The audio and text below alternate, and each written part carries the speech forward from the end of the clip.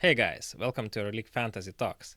In this episode, we will talk about BasketNews EuroLeague Fantasy and round 7 of EuroLeague. Just to mention that I will not make a video for the official EuroLeague Fantasy Challenge platform for this round 7, just because there is so little time between round 6 and round 7. It's basically one night, and actually I'm recording in the middle of the night now for the BasketNews. I will continue with the EuroLeague Fantasy Challenge official fantasy platform videos from round 8. Actually, my team is doing quite well. We got capital gain of 1.4 million and continue growing our budget. Let's see how we are ranking between others at the moment. In the general league of BasketNews, if we sort by budget size, starting from the highest, the first team placed is Appreciation with Audrus K is the manager, and his team Appreciation has the highest budget with 15.9. And actually we are not so far behind with 15.2. Actually we have a 12th largest budget at the moment, and just behind the third place team overall in the league and the first place team, which is Waveruke team by Jonas M. And the third place team is by manager Egidius with his team E23. So good luck for these guys, but we want to beat them and the budget size, and eventually we might go even for the fantasy points. Let's check how our individual players did. And actually everyone scored us a nice bonus for our budget. Even Theo Maledon with minus 1.1 fantasy points performance.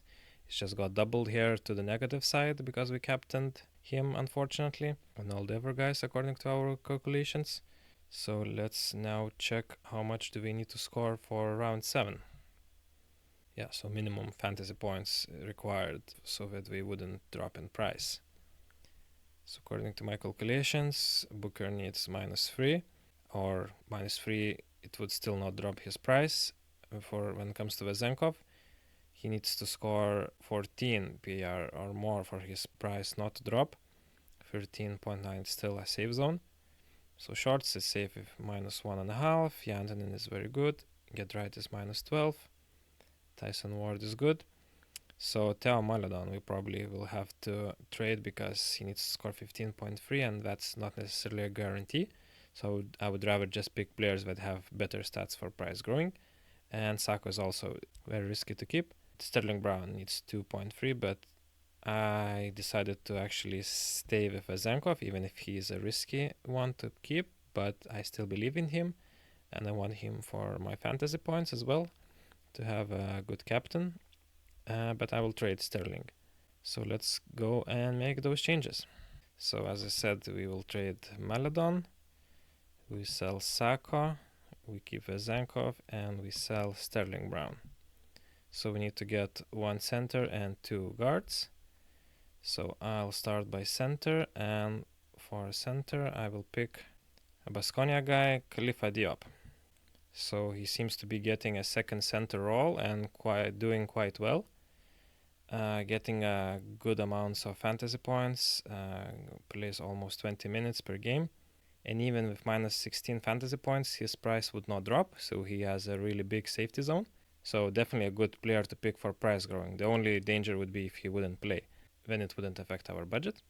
And for my guards, I will pick the best guard for price growing for round 7 is Nick Wheeler-Babb. He has the best stats. By saying that, I mean that even with -23 fantasy points, his price would still not drop.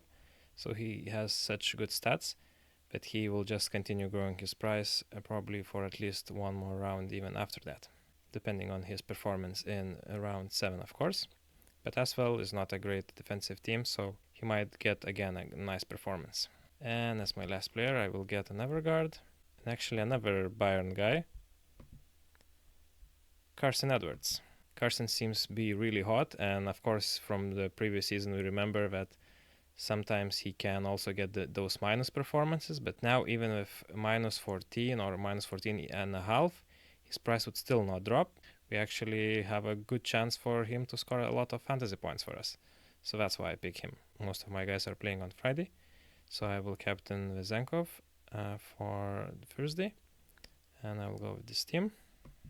And let's now go check which are the other players for good for price growing in each position. So I just made one list for each position, centers, forwards, and guards, how much fantasy points we need to get so that we wouldn't drop in price. So what's like the safety zone or safety net? So Khalifa Diop, as I said, 16.5 minus would still not drop his price. So we just need him to play. Then Osman is also a good pick with -7 fantasy points, saving him from reducing price. Caruso seems to be getting some minutes. Plavšić did a lot against Žalgiris, so if he plays again a good amount, he could be a good pick. And I also added a few more guys like Jan Wesley just to show that he needs 1.3, as I think that some of you guys might still have him from the previous round. And Mustafa Fall needs 4.2 for his price not to drop. And Tavares needs 6.6. So still considerable picks even for price growing, but also if you have them for fantasy points as well. And for forwards, the best is Tyson Ward with -14. Schneider from Alba Berlin, he is good with -8 actually. Bean had a crazy game, very unexpected to be honest, but probably because Wetzel was out, was not playing, so -8. And also because we were playing against Paris team, so not so hard to score against Paris, but to outscore them, that's the hard part. Anyways, Jantunen, as we have, Rokopoulos, -3, and Nwora, some interesting picks, Elen Jaev from Madrid, and Tarik Beberovic. So those are considerable picks. And for guards, as I said, Nick Wheeler-Babb, Carson Edwards. McKissick seems to be doing pretty good and gets a lot of Coach Bartzoka's trust. Giedraitis we already have. Darius Thompson, due to Shane Larkin's injury, seems to have stepping up, or even just before that, and getting back to his Baskonia shape. So finally we see good performances from Darius. Kevin Punter is also good for scoring and fantasy points, but also for price growing at the moment.